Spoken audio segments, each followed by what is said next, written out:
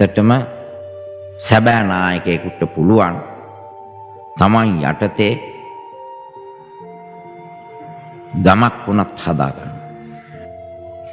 නායකත්වයකට අවශ්‍යයි අරමුණු. එතකොට මේ වගේ දූල පුතාලට මොනවද තියෙන අරමුණු? මොන නායකත්වයක්ද අවශ්‍ය වන්නේ? පළමුවෙන්ම අත්හදා බැලීමක් හැටියට, පෙරහුරුවක් හැටියට අම්මගේ තාත්තගේ කාරුණිකත්වයේ ලබාගෙන ගෙදර නායකත්වය යම් කිසි විදිහකට සැලසුම් කරන්න පුරුදු වෙන්න. දැන් මේ පන්තියේදී ළමයි 40ක් ඉන්නෝ නම් ඒ 40ම නායකත්වයේ බාරගත්තොත් කිසිම සද්දයක් නැතුව ඉන්න පුළුවන්. 40ම නායකයෝ. එතකොට 40ම කරුණු දන්නවා.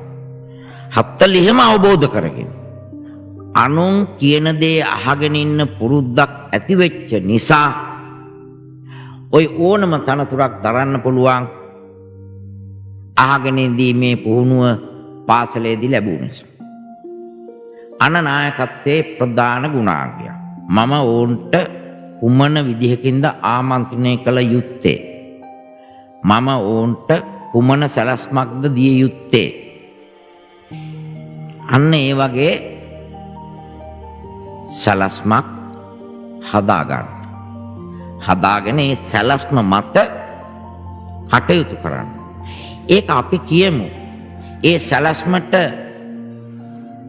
මේ දූල පුතාලා ටිකක් නොදන්න නිසා එකඟ වෙන්නේ නැහැ. එහෙම නැතුව මේ දැනගෙන එකඟ නෙවෙයි. නොදන්න නිසා එකඟ වෙන්නේ නැහැ. එතකොට මේ පන්ති නායකයාට එහෙම නැත්නම් මේ පාසලේ තවත් නායකත්වය දරපු අය ඇති.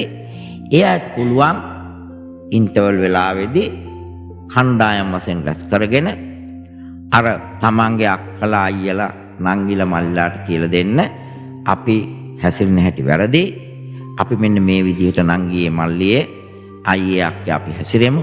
මේක අපේ පාසල නේද? මේ නායකත්වය නේද අපි ඉදිරියට ගෙන යන්න තියෙන්නේ කියලා කරුණු කාරණා සුවදෝ දෙපාර්ශ්වයේ විසින් සාකච්ඡා කළා අවබෝධ කරගන්න.